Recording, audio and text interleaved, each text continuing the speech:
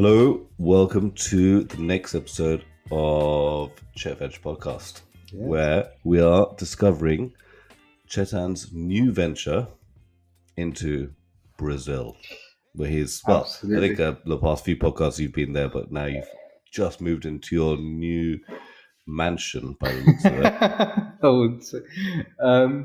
It's a nice I mean, space. we can hear the echo.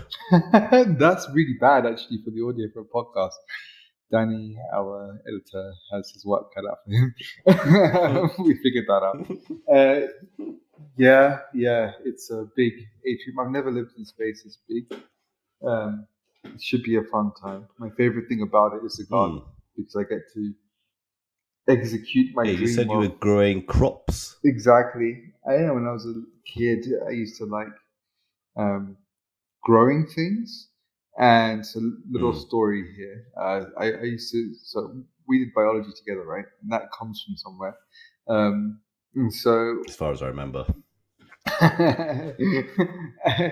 it's a quick few years.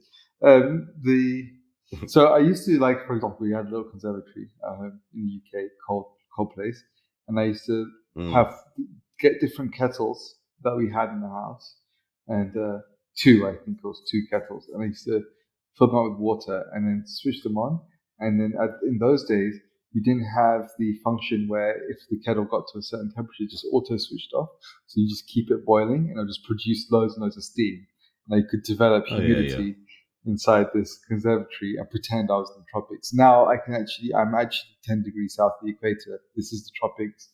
And I'm executing the dream of like tropical agriculture, which is fun because at what age were you doing this in your conservatory in the UK? I must have been like 12 or something. Yeah. That's very fascinating. And yeah, that's cool though. Yeah. So spend the whole day, 8 hours digging holes in the garden in the heat. I think I have heat stroke now, mild heat stroke. And but there, seeds are in the ground. So here, 3 months. What are you growing? We're talking about a harvest. So basically, the main things right now are just stuff that I think is hard to find organic, and so it's like ladyfingers, okra, binda. Okra, yeah. So those are really good vegetable, convenient vegetable, and yeah, it's good to get them organic because you eat them with the skin on, right? And so the pesticides stick to the skin. A cabbage, which is a good one. There'll be different types of chili because I can now grow as many chilies as I can think of outdoors because, the climate's there. So it's going to be a Mexican variety, yellow Trinidad scorpion, green, cayenne, but I'm going to pick them when they're green, and a couple other varieties of chilies, tomatoes, passion fruits, melons. Oh wow! Oh my god! Oh, that sounds awesome. Yeah. Yes. So you're gonna have a nice little garden that you can wander into and just like pick food here and there. Exactly. Yeah. Hopefully, like a nice juicy melon, a pumpkin, a few passion. Yeah, exactly. Like whenever you want passion fruit juice, yeah, we'll just go to the garden, pick them up. Wow. That's the idea. It should be really productive, should be really productive. But we'll see because, the other side of tropical agriculture is all the wildlife that comes and wants to eat everything as well. That's true. You said you've seen already quite a bit of wildlife coming into your garden.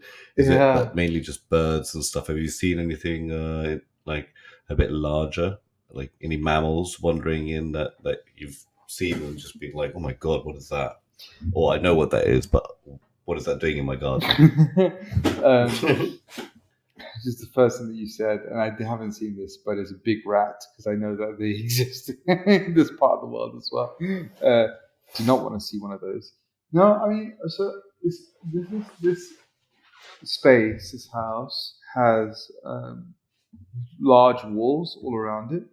So pretty much nothing really comes in and out like that. Apart from birds which can fly over, and I've seen like 6, 7 different kinds of birds, really cool ones, and a couple of different kinds of like lizard as well. Some quite like this, like maybe 8 inches or something, or like or a foot, no, something like a foot. Yeah, like different type lizards like that. The birds though, they've been cool. There's this tree next to the house, and I mean parrots. This one tree has like 6, 7 different kinds of birds. Yeah. You said large rats. Actually, Japan. That reminds me. Japan actually has this problem of there's an introduced species of kind of like water rat, which is really large. It's almost like looks like a capybara, My God. called Myocastacoipus. Common name nutria or something. Okay. I'm just looking up at the moment, but you get them in some waterways in Japan, even, and they're an invasive species. I'm not sure if it's Wow. the same thing that comes from, but yeah, I mean, is it when you say large rats? Is it just like a normal rat that just got really big, or is it a specific type of kind of like large rat species that looks like a capybara? Well, I'm not sure if this is what the viewers. Of course they do. Of course they want this. They want to know about Brazilian rat species. I'm about to Google it. No, because I had no idea that you got those in Japan, but the things that look like capybaras and they're just like in the waterway and they're not everywhere. I haven't seen one before, but they're an invasive species, and I don't know. Maybe you're getting those in your garden, like wandering around or something like that. They don't look like rats that you see in the city or anything like that. They're kind of like a bit more. They've got a bigger head, the kind of water almost rat. cute looking. Yeah, what I just saw, the water rat looks like a like not so evil, like a normal rat. Looks more like a vole. Yeah, I know a vole, but it has the kind of maybe a beaverish quality to it. Yeah. Something noble. There's by the way, I haven't seen a rat in my garden. I don't think I want to. I don't think we should either, Okay. because Yeah. we have to keep, probably for this reason, all of the trash in a special place that's not next to the house. Probably for exactly this reason. But there's one I just found called Holocylus brasilensis, and it's very cute little mouse, really. Yeah. So Okay. yeah. There's some precautions like that we have to take, but Okay. yeah, I don't expect to see rats in my backyard. I hope not. Yeah. So is that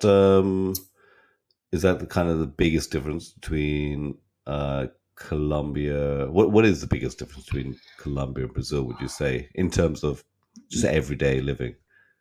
Every Is day. it completely different or quite similar? Yeah, I mean, I guess the comparison is between Bogota and Brasilia, because they're the two places that I lived, right? So, because Colombia has a lot of different Okay, vibes. so you're living in Brasilia right now, which is Living in the the capital, capital, Brasilia, Brazil. and Bogota. So, yeah, that's actually a really good question. So, in some ways, it's the absolute opposite. Like, you have Bogota is up in the Andes, 2,000 meters of altitude, 2,700 meters of altitude, mountains all around.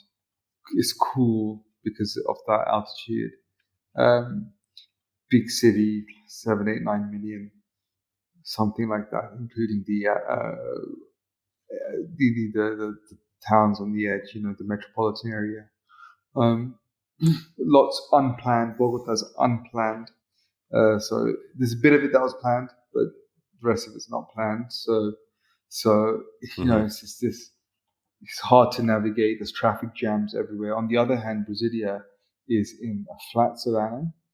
It's still 1,000 meters of altitude, but trust me, like the weather is it's hot every day. 30 to 34 degrees every day. It's not green. And It's you said it's a planned. It's the and largest planned. yeah, it's the first planned city in the world, Ah, fully planned city. And it's also called a failed project. And maybe I can shed some light here because I find that it's not a failed project. In the actual city itself. So Brasilia is it was in the 1950s. The the capital moved from Rio um, mm-hmm. to Brasilia. And let me just double check that it was founded in 19. Like it actually moved; it wasn't just being built. So what I'm seeing And I here, think I remember someone saying, um, I think it's probably you telling me that the reason why it moved, or it might have been my Brazilian friend, that it was because of fear of attack of some sort, right? I didn't. Right, I don't think I told you that, but it's an interesting point. Yeah, it makes sense. Like, so, it makes so that speaks to the location, right? So, 1960, by the way, it was inaugurated. So it was being built in the 1950s. Inaugurated 1960 as the capital.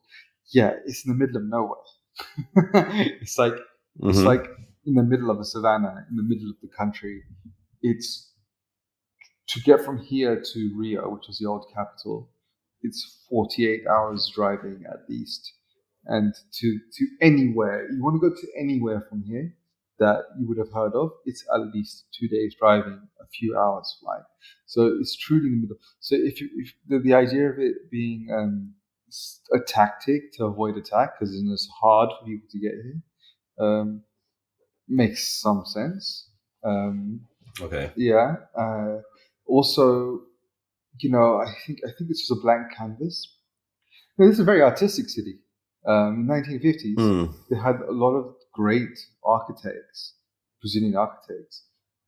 Imagine the city. It's modernist architecture, really wild, wacky things everywhere.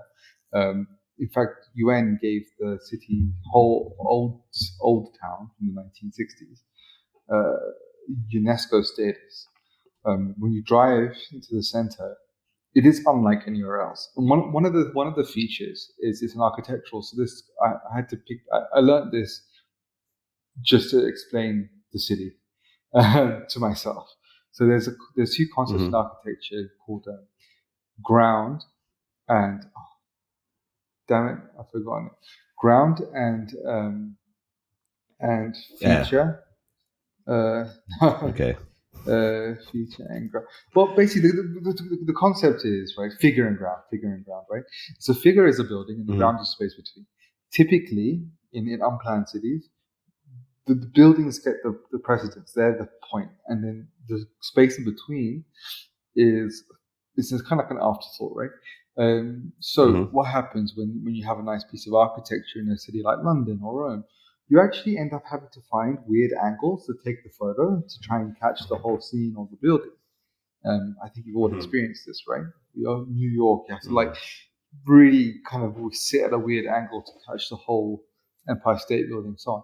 Here, it's thought through so that every building, there's enough ground for you to be able to see the whole piece of architecture from wherever you're standing. Um, so Interesting. architecturally, and the architects were given basically free reign to what feels like free reign to just create these really is concrete design. So for us nowadays, concrete doesn't feel modern. Concrete, frankly, feels like a Soviet thing, like so something that kind Yeah. of like feels like depressing. Um, Yeah. but so initially that was my reaction. But then as time's gone on, I've kind of begun to see like this is actually quite phenomenal.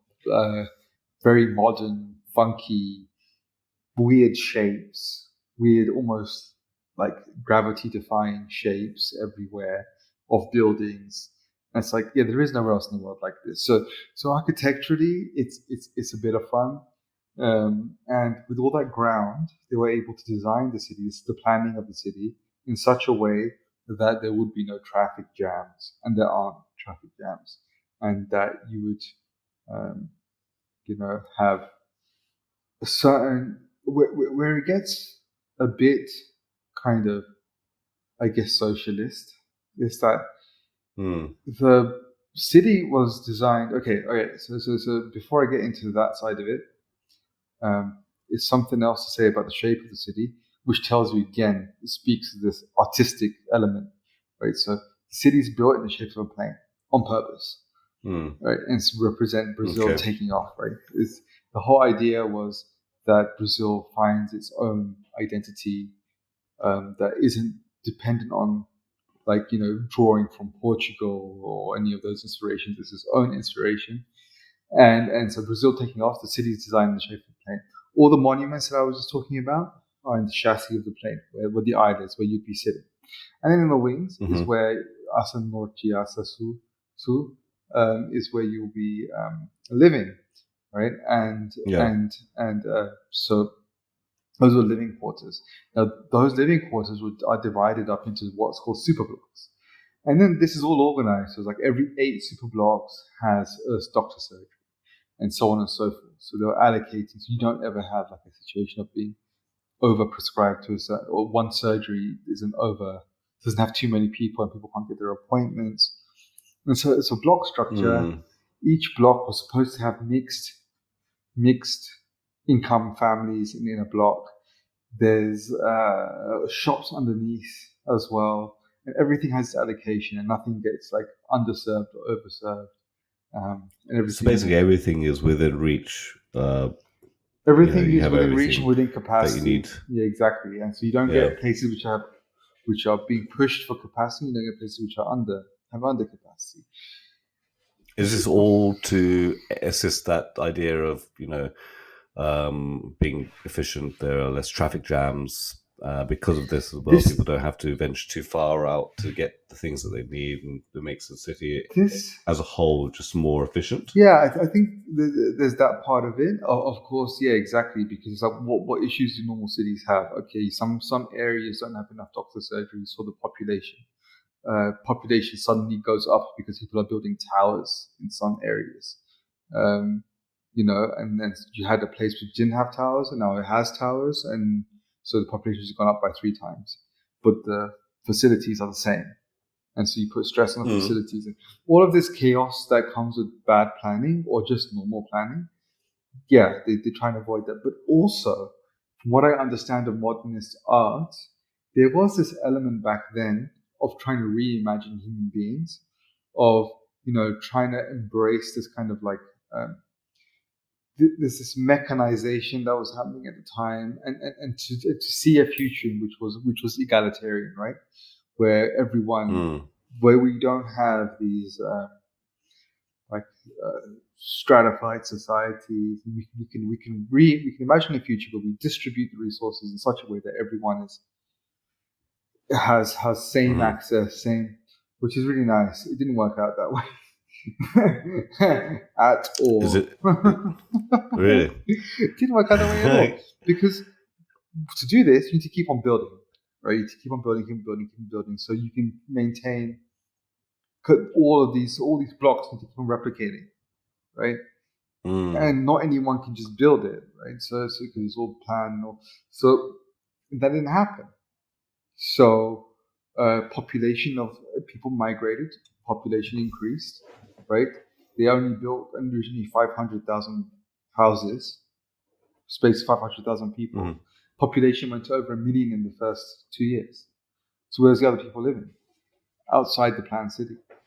And now the population is 3 million in this, and they're building more of these blocks. But who are the blocks for now? Those that can afford to live in the planned part of the city, because it's limited, the accommodation. And so what's the areas outside of the planned city like? Are they just people going there and building their own stuff? Or okay. So this is one of the things, right? So I don't want to get into the exact numbers, but just to say that if you want a tiny apartment, if you want an apartment the size of just this atrium in the planned city, in a good part of the planned city, it will cost the same as renting this entire house over here. Right? And But yeah, why is that? What's the appeal of living in the planned city over living on the outskirts where you can get a much larger house for the same price? I mean, I guess so. When we were Airbnb in that part of town, it's this access, right? Like I walked out my house, and on the street, like just in front of me, was everything, and Yeah. and I could just we'd walk out and we just have everything literally within 2 minutes of our place. Pharmacies, this, that, restaurants. There was in our immediate block. There was probably about 10 restaurants, and then 2 blocks behind Mm. there's another like 30. And so your and connectivity as well to a certain extent. Where we are now, so there's a lake which kind of defines like Brasilia. So the whole planned part of the city is north of the lake. We're south of the lake now, where there's a lot more space. There's just empty space, and so people are buying up pieces of land here and building houses. And we're in one of those.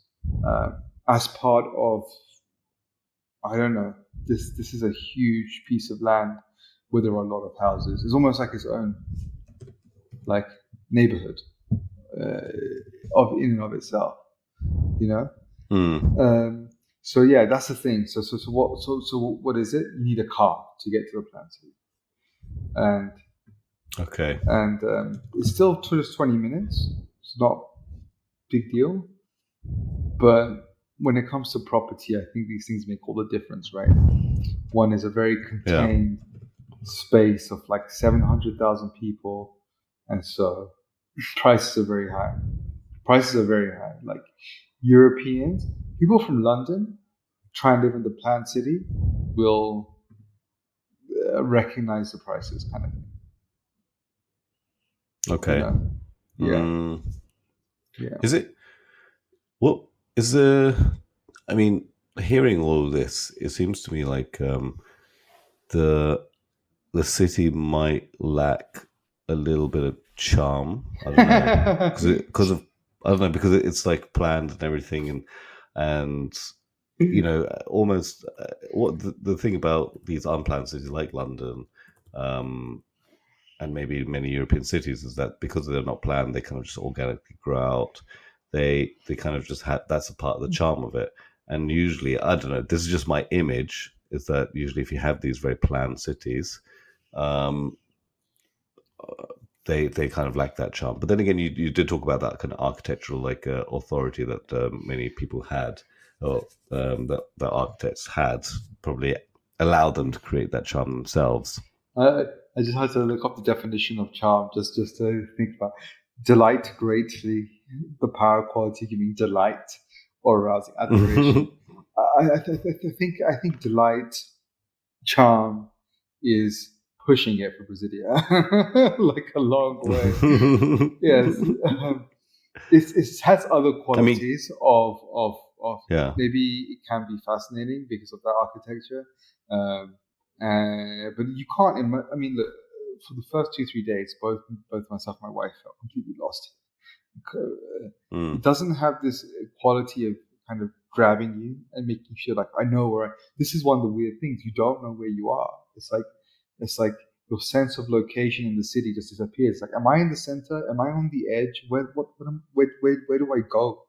Like, typically, mm, like you're on the edge of the city, it's residential. You move to the center, you go to a center place. There's something about that which defines it. Like, oh, this is the Colosseum. Oh, this is Big Ben. Oh, this is the Tokyo mm, Tower. Like, I know where you don't get that sense. We're in the middle of the city, and we felt like because mm, there's like it was almost like there's highways, and next to the highways there's like parks, and the parks are massive, and you just feel like you're outside the city, even though you're inside the city, and it's very disorienting, and it doesn't really capture you and your heart and your spirit. This is the thing, right? There's something about unplanned cities, that organic aspect, which comes from a human being, and the human being responds to it. Whereas these planned mm. ones comes from kind of like our intellectual side, our ability Yeah. to abstract, and then you live in that abstraction, and it's weird. It's very futuristic. Has this very futuristic It's a feel. left. It's a left sided brain city. Yeah, with Is that right? architecture in it, with right-sided brain Yeah. architecture. Yeah, yeah. Yeah. It is odd, and it does take a while. And it's like, can you grab the culture? Can you grab the spirit of the place? People say no because it's too young, not enough generations. Mm. I don't think that's the case. I think it's designed in such a way where it's designed in such a way where you don't have congregation. You don't have spaces where people congregate because that causes traffic and it causes inequality because somebody can be in the place of congregation and they have an advantage of the person that doesn't, like you do in London. If you're in the center where all the tourist attractions are, you have some advantage of the guys on the edge. Here it's all the same everywhere on that plan. So at least that was the original idea. And there's a bit of that, which which which I don't think you'll ever get like a spirit of that. I've tried to grab the culture, I've tried to go to events and go here and there. It is not like Rio. It is not like Rio. In fact, people Mm. from Rio, people from Sao Paulo, other parts, don't even consider this Brazil. Even though people from here obviously do consider themselves as an integral part Yeah, of I can the, imagine. yeah, you I know. mean, because you said that there's lots of restaurants everywhere, but were that really famous restaurant that's in Chef's Table, That's Sao the Paulo. one Dom. Sao Yes, Paulo. that's Sao Paulo. Okay, so I mean those cities obviously everyone knows about Rio, Sao Paulo. Yeah, Those exactly. they're more like I guess Curitiba. like organic. They've got the kind of like a Portuguese kind of Oh, vibe or something. but they got every vibe. Like, I mean, I don't know Sao Paulo, I know Rio, and I've been there a few times, and you you couldn't put more vibes in Rio without, like it's just maxed out. Like, yeah, it's like Yeah, everything. yeah. Like Rio had this. I remember just my last night. So there was this. We stayed at quite a nice place in Rio. You get these old colonial Portuguese houses, and they got these bright colors like reds and yellows. And we stayed in one. And at night, I was just swinging on a hammock in this place, just outside my room, and I could hear from up the road sambas playing. Sambas are commonplace all week. That's a kind of Mm. music where people just. It's kind of more than music. It's really a way people gather, and then they play samba music and and sing and dance and they'll move as well. Um, you have these very these moments in Rio where you encounter that and you're completely quiet. It's like you become still and you're just immersed in this mesmerizing thing that's happening. And then so I could hear that while swinging on my hammock in this old building, and in front of me I could see the some good location. You could see so the house is on a hill. Rio's full of steep hills, and from the literally from the edge of the house, it's almost a sheer drop. But there's gardens. They put their Mm. gardens and stuff on there where they're growing crops. So, but it meant that I could see over the hill through it to the Christ statue, famous, Wow. and it was lit up and vibes and Yeah, yeah, this not in Brasilia, not in yeah. Brasilia. But People, there still must be, the samba culture as well I've there as been well, right? looking. I I mean, mean, that's just a natural Brazilian kind of. I don't know anything about it, but I mean, you associate samba with Brazil, so you do. like I So remember in yeah, Colombia, people like most places, restaurants, bars you go to, people would salsa. maybe be doing salsa dancing, right? Yeah, So is that and I would assume that that's probably quite salsa. prevalent all over Colombia. So maybe you get the Yeah, same thing wherever you are in Brazil. yeah, yeah. One would think so. The thing is, so Colombia, you're right. Like the Colombians are proud of their dance. Cali is Mm, the place where salsa is an absolute, like, all Colombians will recognize that Cali has a different level of mm, intensity, tradition, passion, skill when it comes to salsa. But every city, everyone, bar, I don't know, I haven't seen it so much in Medellin. It's more reggaeton there, but still, everyone takes part in this phenomenon called salsa in Colombia. They really do connect with it as a culture. Yeah, so they're almost as proud of their dancing as the English are proud of their dancing. It's almost the same level. Yeah. What about Brazil? In terms of pride, in terms of skill, I think, in terms of reality, Brazil is an interesting one, and I'm too young, I'm too green here to. I'll talk about it from two aspects. One is just from the point of view of Brasilia. What's interesting is that people from all over Brazil come here.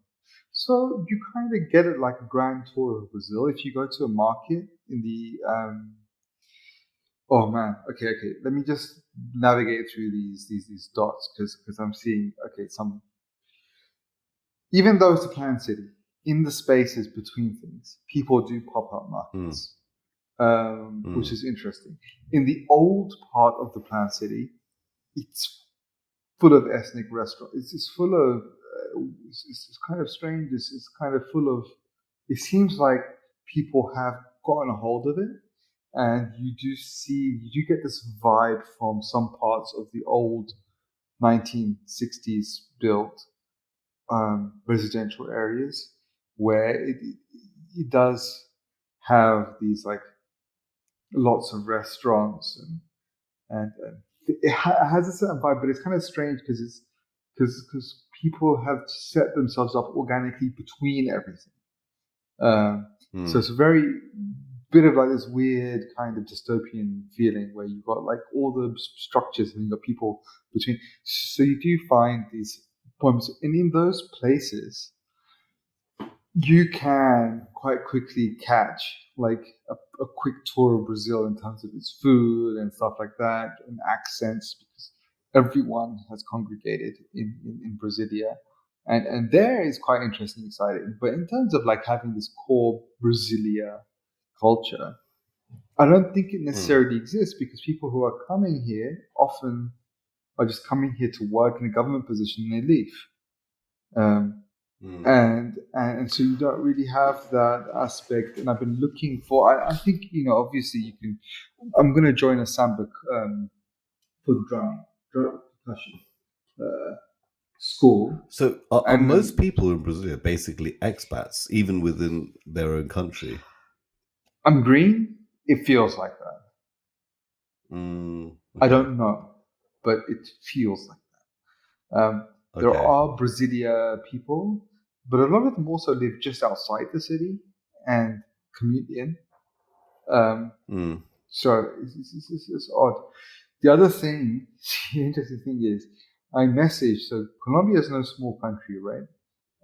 It's like Germany and France combined. In any case, I messaged somebody to get something done here because on the website it said that they had two branches, Sao Paulo and Brasilia. So it turns out the Brazilian branch is closed, only the Sao Paulo branch is open. I said to them, "Don't worry about it. We're in two different cities." And they replied to me saying, "We're not just in two different cities, we're in two different states." And in my mind, immediately that was like, yeah, okay, you're just saying the same thing in a different way.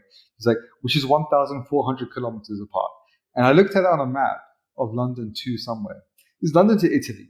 So this is like me calling up somebody in Italy saying, can you do something? I was like, from London, right? It's an immense distance. It's an immense distance. And this is also why culture can change a lot. So while samba is a big thing in Rio and it can be their thing, and it's a lot of the North Coast, this is miles away. This is a whole other thing. Yeah. So it's like saying, Italy and England are in the same continent. How come you guys don't have just as good food as each other? Yeah, exactly. And you might find a few Italians setting up restaurants in London and get a taste of it just like that. Yeah, but it's just quite something. And so that's the other interesting thing. But you said oh, sorry, go on, because I'm going to change topic completely. No, I was just going to say overall I like it so far. Like it's very, very different. It took me a while to get my head around it, but weather's great. I'm discovering new things. It is interesting. it doesn't feel like, I mean, it's not anything like Rio or anything like that. So it wasn't what I expected of Brazil at all. And I do feel far away from all those things. But at the same time, like in a couple of weeks, we should be flying to the coast and enjoying the beach. Yeah. And how long does that take? Just like a couple of hours. Couple hours. Yeah, that's fine then. That's nice. It's far. Just a couple of hours away from Rio. A couple of hours away. I know, it's far from Rio, but if it's I imagine it's not too expensive. I mean, yeah, I think flights just depends. It's not too bad. But yeah. So I'll keep you posted. Basically, I would take this as my first. I think what's interesting about this is like it's somebody's first interactions with this very radically different city to anywhere else in the world. And I mean, it has weather on its side. That's for sure. Yeah. Oh, damn it! I've just remembered I was going to open the podcast by saying, and I've already forgotten it. How are you in Portuguese? Como vai? Como vai? Como vai? I'm just embarrassing myself now. Is this your attempt at speaking Portuguese? Yes. It sounded like Kampai. Yeah, it sounded like Japanese. So how's my Portuguese? No, I mean, look. Essentially, that is where I was getting to, yeah. I tell you, for me, it's improved. So I speak Spanish because I was living in Colombia. Portuguese, in terms of its words, has about 90+% similarity to Spanish. The issue is, one, the same words, the most frequently used words are different. So it might have quite a lot of lexical kind of similarity, but in terms of spoken language, the verbs that are common, the stuff that's common in Portuguese is uncommon in Spanish. So it exists in Spanish, but you wouldn't use it as often. And also, you use the same word. In what sense? I mean, don't you use the same verbs for every language almost? No, I mean it's a bit like how do I say it? Like okay, so in English we have the word gracious, right? And we use it in a particular way. But gracious in Spanish is gracias, means thank you. But it's to say gracious, it's the same word in a sense, it comes from the same root. Obrigado in Portuguese means obligated, as far as I understand, right? So you can see how this could mean thank you, obligated to you, thank you. But you see how the same word that you can kind of glean the meaning, but it's used in a different way, different frequency. And merci, very well explained. Mercy, and so on. And so that's one part, and the other part is that the same words can be used in a different way. Like the other day, so barata means cheap. I said that in a bit of an Indian accent. Just I was talking to my grandmother before this. Means cheap in Spanish, but it means cockroach in Portuguese. So good luck with that.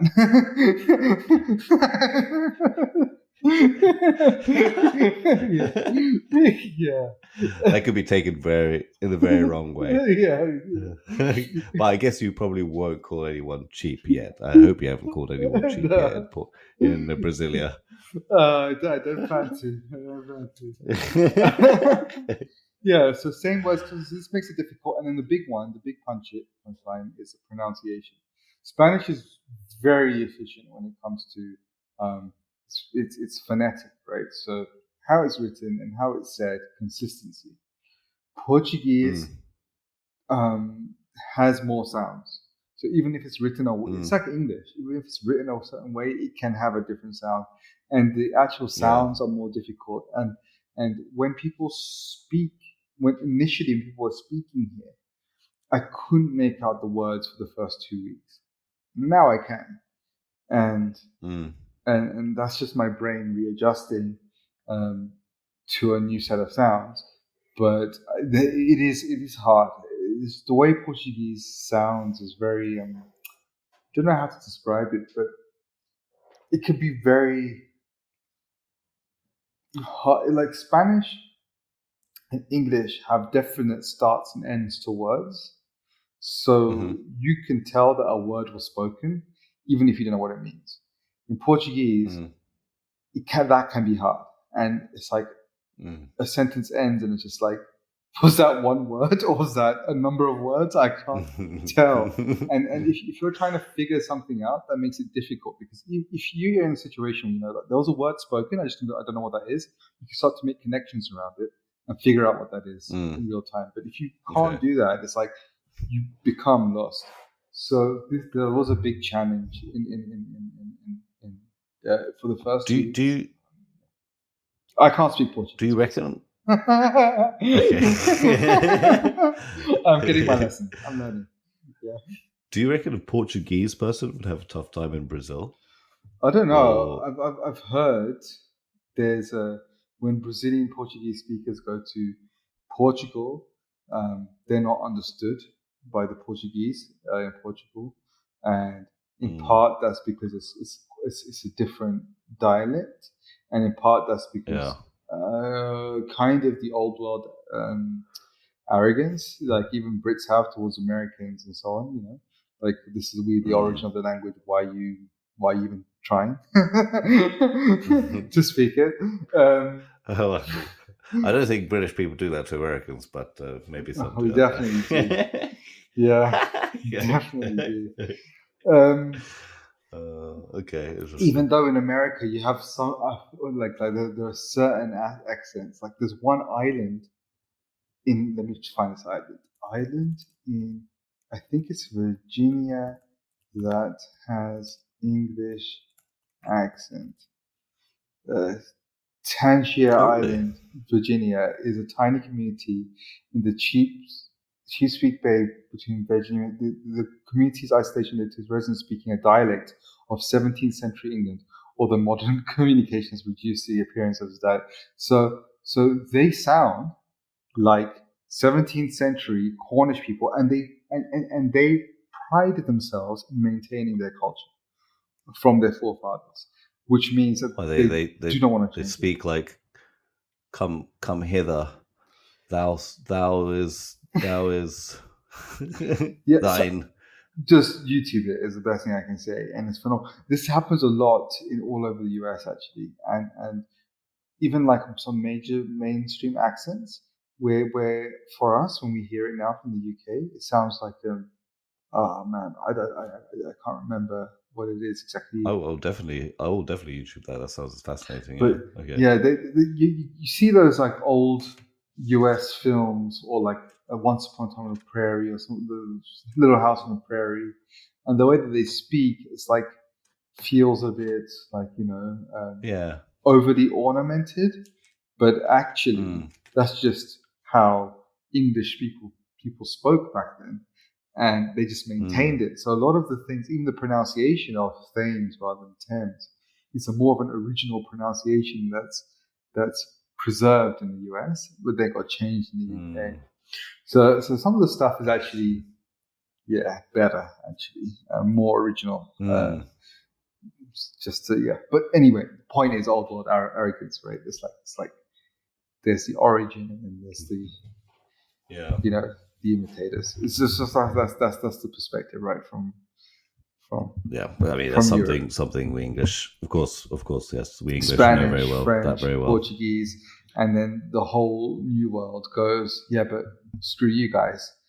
With the majority speakers of this language. It's like we define this language now. Like Brazilians are 214 million. They define Portuguese.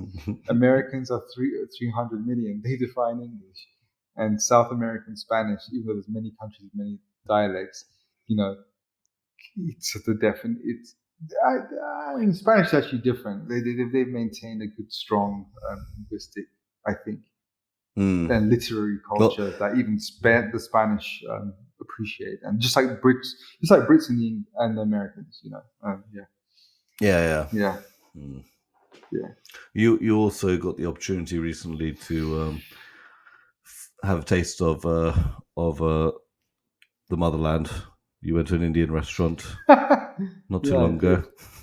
I did. So I looked for my Was it good? people. Yeah, they're all from Delhi. All from Delhi, so they'll make it Yeah. like really good. I had chai and everything, and it was really, really good. Um, one of the guys that was living there he founded that restaurant. It's actually been for 10 years. He married a Brazilian lady, and so he settled down here. His brother came. Uh, they're enjoying it. People are enjoying Indian food. It is a novelty here, and Indians are a novelty in Is it Brasilia. quite So I mean, rare to 40 get?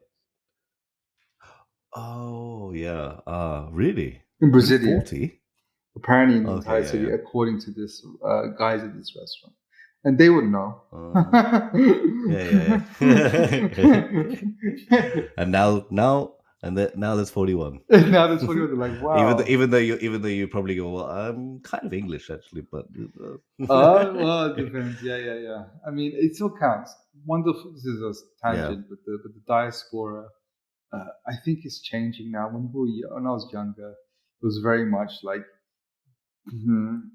you're not you're yeah, it's very much like I didn't belong in the UK, I didn't belong in India. But now I think India is changing, and I think just because of the sheer number of people who live abroad, and and the government has opened its arms up to diaspora as well, in terms of like we have certain opportunities in India, and so whenever I've come across an Indian recently, it doesn't really matter that I'm not from that wasn't born there, as long as and dude, it's phenomenal. I was in a restaurant I was with my another guy from Canada, from South India, who's living in Colombia. He'd moved over just the year before, and the number of habits that he and I had in common, despite the fact that I wasn't born there and none of my family have been born there for 200 years, blew Diana away. She was like, "You guys have," and even little things like he was with his Colombian wife. They like beans really, really thick, and Diana never got why I never make beans thick. And then he and his Colombian wife had the same problem. That she likes the beans thick and he likes it thin and watery. It's just like these small things. And then obviously religion, philosophies, and all that more binding. But that's more it. Well, Yeah. even in the UK, right? All my Indian friends, whenever you go to their house, it's remarkable how like they still retain that Indian culture, right? Mm-hmm. It's very very obvious, and it's amazing as well. I remember Mm-hmm. my my best friend basically from when I was young. Like I always felt like part of the part of the family because every time I go around there, it's almost like there's big family there all the time, right? Yeah. And everyone's coming and congregating, and they're all cooking loads of food Yeah. and and wearing Indian clothing as well, Yeah. and I loved it. I remember just like I was always just like eating so much like good food and everything, and it's like okay, this is obviously like Indian culture, and Yeah. it's very much retained, right? Despite 100%. like generations of it in the UK. Yeah, literally, we can have family fly over from India, and actually, I've had friends that have just been living in the UK but born in India and everything, and they come to these events and stuff as if it's just no different. In fact, sometimes they're surprised because just like the America thing I just explained, certain things are preserved because the second that you like separate the idea for us is to preserve what we have. For India, it's to evolve what they have. And so there's this interesting thing where even for them, it's like, wow, this is really old school. Like, this is like what my grandparents did. We don't do this anymore. That's really nice. Anyway, which is an interesting point, right? To bring it back to this topic in a nice way, because that's the cool thing about Colombia. Latin culture is very similar like that. And that's why we can all get on so well, Indians and Latinos and Latins. And in Brazil, okay, yeah, it's very much this way too. Family is important and coming together. But in Brazil, I've noticed that at least here, they love to do barbecues. They love like Like you go to weekend, you go to the supermarket, shelves are empty. Especially any section that had wood in it, that had fuel in it, that had beers in it, that had meat, like a lot of beef. It empties out because everyone's doing a barbecue in the weekend. So let's come to that point. Yeah. In your house, how many kitchens do you have? That's actually a good point. I don't get it, but it's apparently. Well, we have two kitchens, and one kitchen is it's like literally two. Like you have the gas stove with the 5 hobs once, and then again in another section. But the second one, it has behind it a chimney because you can do grilled food, and it's close to the garden. So again, it speaks to how important grilled food is, or barbecuing, that kind of stuff is in Brazilian culture. I mean, I guess so because that's what the whole second kitchen is for. It's to be able to serve everyone in the garden. A barbecue. Grilled, yeah. And then there's a barbecue outside as well, a separate barbecue. Yeah. Which I don't. That's amazing. Yeah, it blew my mind. I was like, but why? Yeah. But I think if once we have some Brazilians coming around, and then they start to do their natural behavior here, will start to make sense. Like because So I'm quite curious. I guess so. Yeah. You know how exactly that whole process works out. Like, yeah. Please explain to me what this inside barbecue is for, the outside barbecue is for, Yeah. what you use this stove for, and Yeah. I'm sure, they'll just come in, and they'll just like take over, and like, it's just like if it wasn't there, they'd be confused. Like, wait, hold on, where's the second kitchen for the? What are you doing? Just imagine if you like turn that second kitchen into something completely different, and they just like freak out. They come around like, "What is going on? Like, how are we gonna have the barbecue now?" Putting chili powder and strawberry juice or something. It's like, what are you doing? It's good to me. But one final thing I want to ask quickly is the interesting Japanese kind of like connection, because I remember you said that there is some of the supermarkets there have a kind of like Japanese feel about it. What's that like? What's that about? For those who don't know, I think Brazil has the second or first largest community of Japanese people outside of Japan. So it might be the US actually that has the most. I'm not sure. But it's a massive, massive community. I think they came early on in Brazil's development, and you can see them everywhere. Like you can see Japanese faces everywhere speaking Portuguese, and you see these subtle influences on everything. From and Arabic ones too, by the way. That's another one I want to come around to. But from so sometimes it's like literal, like you have like a pharmacy. It's called like Fujisan Pharmacy, and literally has like a image of like a guy on a motorbike. But that looks very Japanese. If you've been to Japan, you know exactly what I mean. There's a way that's drawn that you know where it comes from. And it's called Fujisan Pharmacy, right? So it's like, okay, I mean, I'm not putting things from thin air. And then for me, I think I've seen it. Then beyond that, I think I've seen it. Right? So, like for example, in Japan, you see wax molds of food everywhere in front of restaurants. Yeah. I don't see that in the UK. I don't see that in the US. I don't see it in Colombia. That's a very Japanese thing, yeah. Yeah, right, and maybe even Korean or like Asian thing. Now, okay, yeah. I don't know. Maybe it started in Japan and became an Asian. But you see, not sure. Never been to Korea yet, but that would be quite interesting to see. Mm-hmm. It's not in Singapore. I think so. Oh, interesting. Okay. But you see it here. You see that here. which I was just took me by surprise. I was like, you go to the supermarket, the way it's organized, the way everything's in ultra packaging, like, just so much packaging, even a banana. Yeah. It's like, that's not normal, guys. I know where you got that from.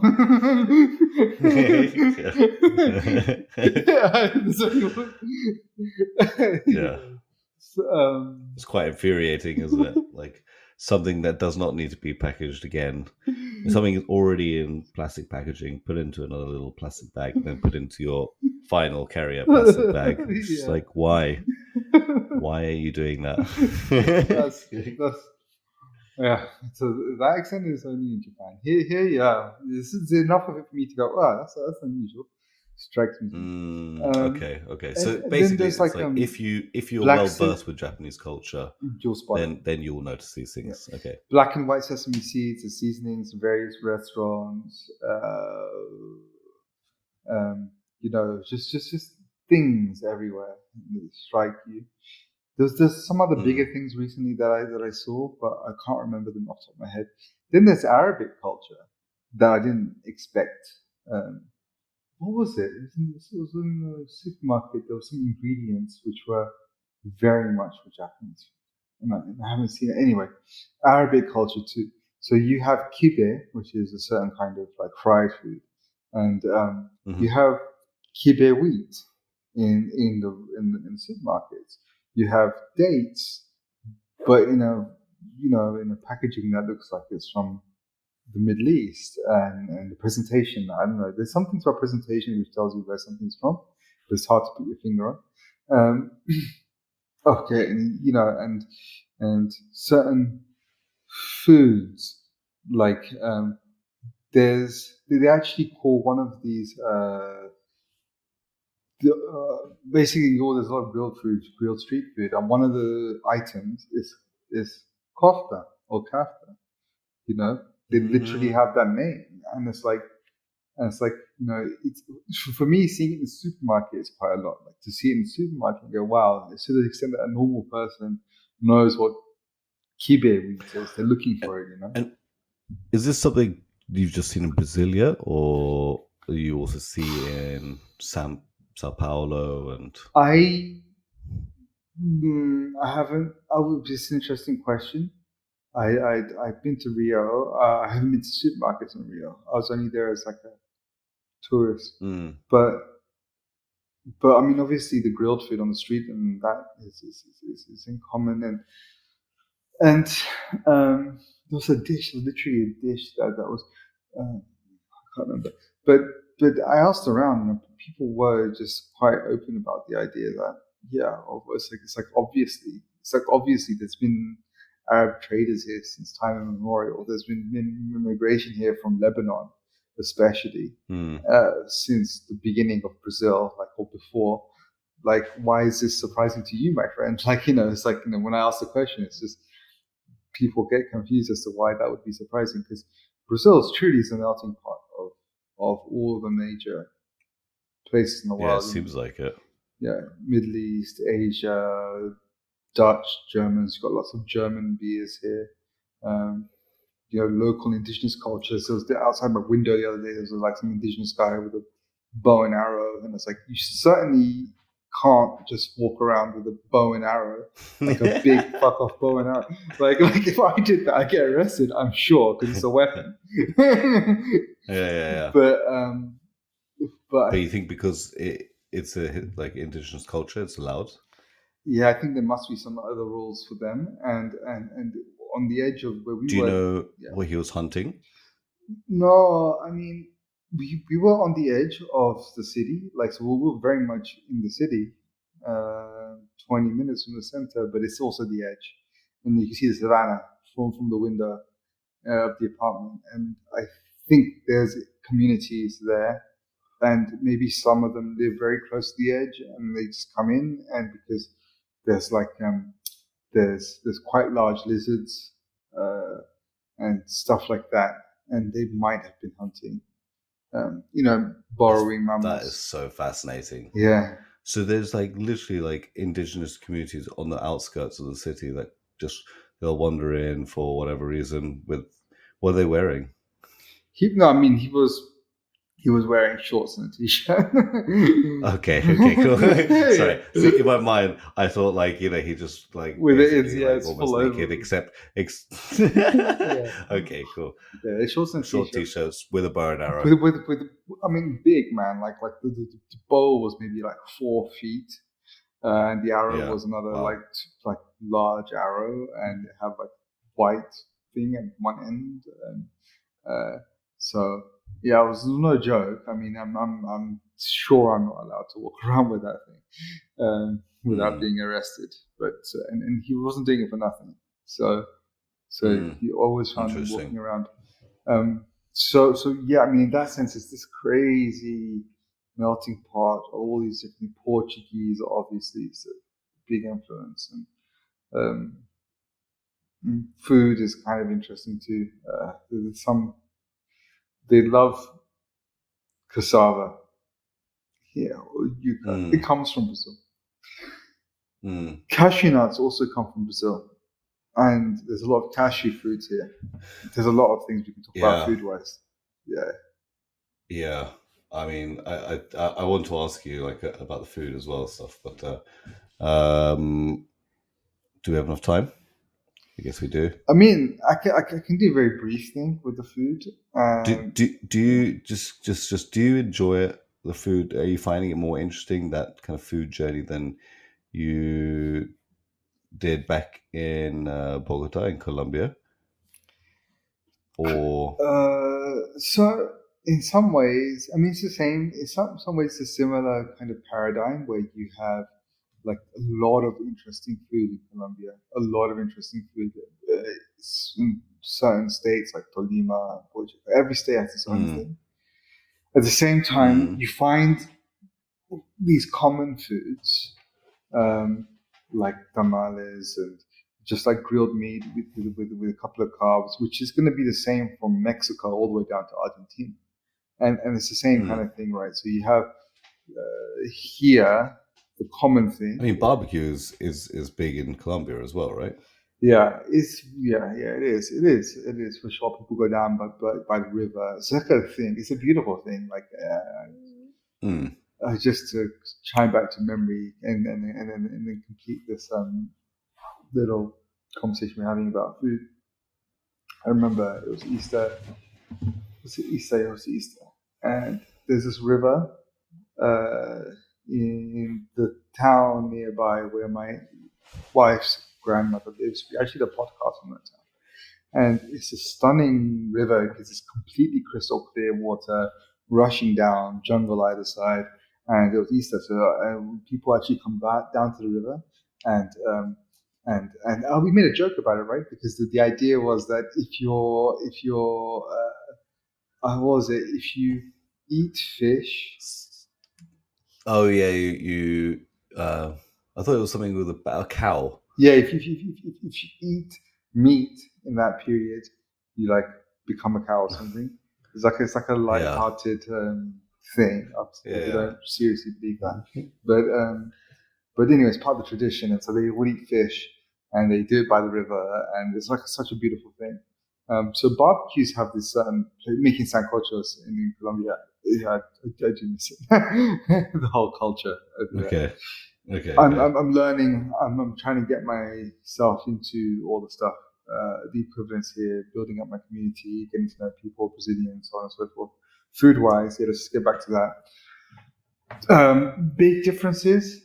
One, they have this thing called a farofa. Farofa is yuca or mandioca or cassava, all the same thing. It's a root vegetable, a flour roasted with lard, and then they fill it with these different spices. And I'm completely fascinated by this because it seems like something that families pass down, and it's different all around Brazil, and have different spices in it, different um, meats, and then all sorts of things that create these variations. And so Farofa is something that is crunchy, it's dry, but it's something that I'm fascinated by, and it goes really well with this. They call it melting yuca. So I figured out that they put it in the pressure cooker and they cook it until it's almost falling apart. And I love this form of yuca and the combination of those two things with Yuca is what again? is a root vegetable that comes from this part of the world, right? Okay, so it's like cassava. It's the same as cassava or Oh, sorry. Okay, mandioca. all right. Yeah, it's just different names for the Okay. same thing. And that rice, salad, grilled meat, or whatever you want. Obviously, the beef culture is much, much, much bigger here, like than I've ever seen anywhere else in the world. So many cuts of beef, so much beef knowledge. There's just the quality you find and the variety you find in the supermarket is second to none.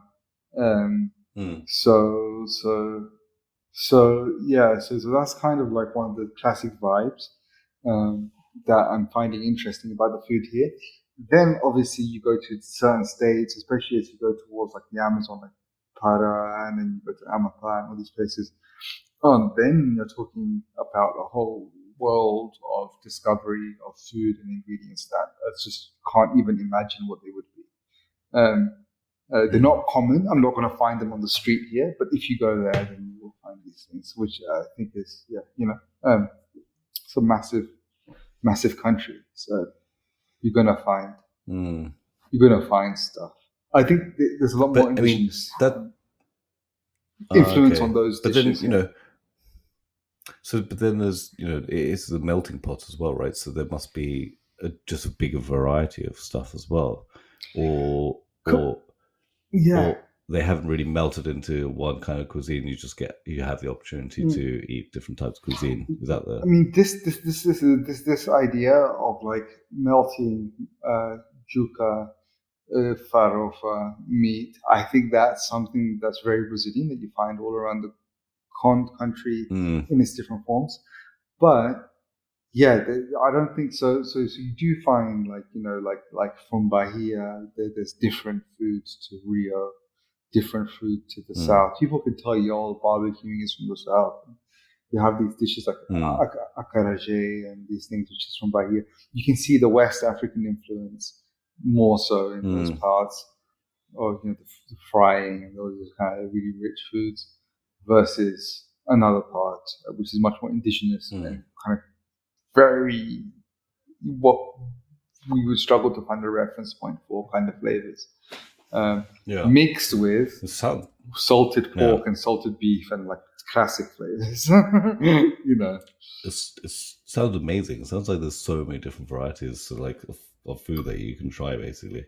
And fruits, and then that was it. Lastly, I was going to say, I remember going to Colombia last time, having my mind blown by the number of fruits that are available. Is that the same in Brazil? I mean, you're asking somebody who's. I think Colombia is yes and no, right? So in Colombia, you have this amazing phenomenon with the Caribbean climate, the Amazonian climate, the mountains. So literally on one, so the country can produce every fruit that you can bloody imagine, from cold climate to hot climate, just on one hill, to Caribbean to whatever. Colombia is fruit-wise, and its volcanic soils. It's a country that's hard to beat, in my opinion, for its complete sheer variety and intensity. Brazil, of course, being a giant tropical country, has a lot of different kinds of fruits, but they're all tropical fruits, pretty much. So that's the thing. Okay. And so they have many, many, many different kinds of unusual fruits that I've never even tucuma, this, that you can't even find a reference point to. And the textures and the flavors there's many, many interesting fruits, but but they all kind of fall into that tropical fruit bracket. But there's plenty. Do you find it easily in the supermarket? No. Can I find it in a specialist juice place? Yeah. And more in Bahia, I think more in the Amazon. I don't know. I don't find so many things here in Brasilia. But yeah, I mean, one juice that I had the other day was cupuaçu and cashew apple. So cashew apple, so everyone's familiar with the cashew nut. It actually is a nut that sits on the base of a fruit called a cashew. Yeah. You can't transport that thing without it breaking and going off, so it doesn't get transported. But it tastes really, really good. It tastes tropical and a bit vegetal and really, really nice. And you. What's the closest thing it tastes to? Would you say? This thing about tropical fruits, right? It's just like the taste of everything at the same time. It's like it tastes like an apple, and That's amazing. and then like a whole bunch of just this tropical kind of taste, and mixed with kupuasu, which is a cousin of cacao, but you don't use the seed like in cacao. You use the flesh to make juices, and so you have this like white chocolatey, acidic cashew apple. You get some really exotic things here. I'm not complaining about the fruits here. You get a lot of amazing fruits. I'm just coming from Colombia.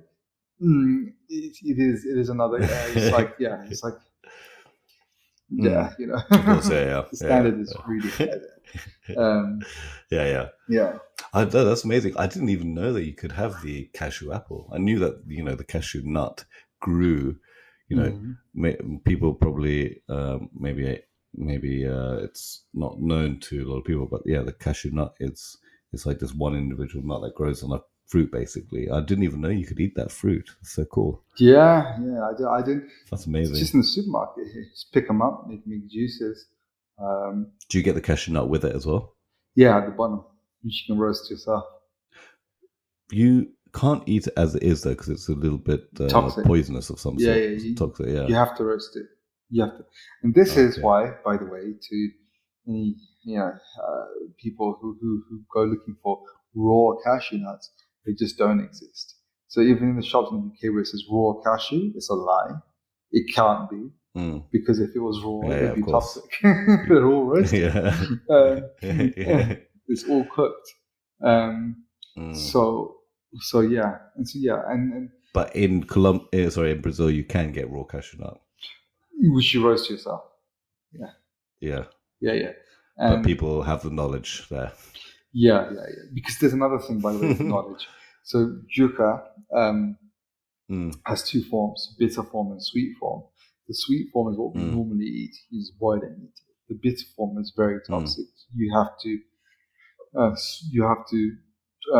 ferment it, cook it over a long period of time, right? So these dishes like farofa, which I told you about, it comes from a bitter yuca with this big process that people obviously are aware of that here, but if you're not, then you can give yourself cyanide poisoning. Oh shit! Yeah, it's bad if you don't know what you're doing with that. So yeah, there's a lot of knowledge here. Fruits wise, just to finish that, I guess here in Brasilia, when I was in Bahia, I saw a lot more. And I had, let's just put it this way, just to show you that there's no shortage of fruits. I had 14 different fruit juices in one city. So there's no shortage. In Bahia. In Bahia, and then I did something similar with 12 in Rio, because they was a shop that was buying different parts from Brazil. So 14 different fruit juices in one place in Bahia. And none of the standard ones that you like. If an English person went into a fruit juice bar in London, you wouldn't. No, I can't even remember what the names were. I can't even remember the colors. It was just completely different experience. And as you were driving around, I could pick up various fruits. There's okay. So there I'm again saying that's the experience of fruits here. But yeah, you can just imagine Colombia then. And the other thing is there are interesting fruits all around here. Actually, on the trees. So I don't know why, but they've planted a lot of fruit trees around town. So I can actually sometimes I go for a run and I just come home with my pockets full of like lemons and berries and stuff. After going for a run. There's this one fruit which grows on the stem of a tree. It looks like a grape. I knew it was edible, so I do eat them, but Deanna thinks that I'm going to kill myself because she's never seen it before, and it just looks like one of those things that grows on a tree. It's like, what are you doing? But it's like a dark. How did you know it was edible? because somebody told me about it and what it looks like, and they said it grows on the stem of a tree, and I was like, that sounds like that. That sounds very, very risky. I mean, there could be so many different things. There could be so many different things. You're just like, man, it looks like it. I'll eat that. I'm just aware there's fruit trees around town, right? So it was very tasty, very sweet, much like a grape. Yeah, it's good. Grows on some of the tree. That's something new. Yeah, I think we've never tried that before. So that's quite fun. Yeah, it's fun, and you go around town, you see lots of different kinds of trees, and yeah, if you like that kind of thing, it's a fun place. Yeah, yeah, yeah. Awesome. So, have I convinced you to come visit, Mike? That's the question.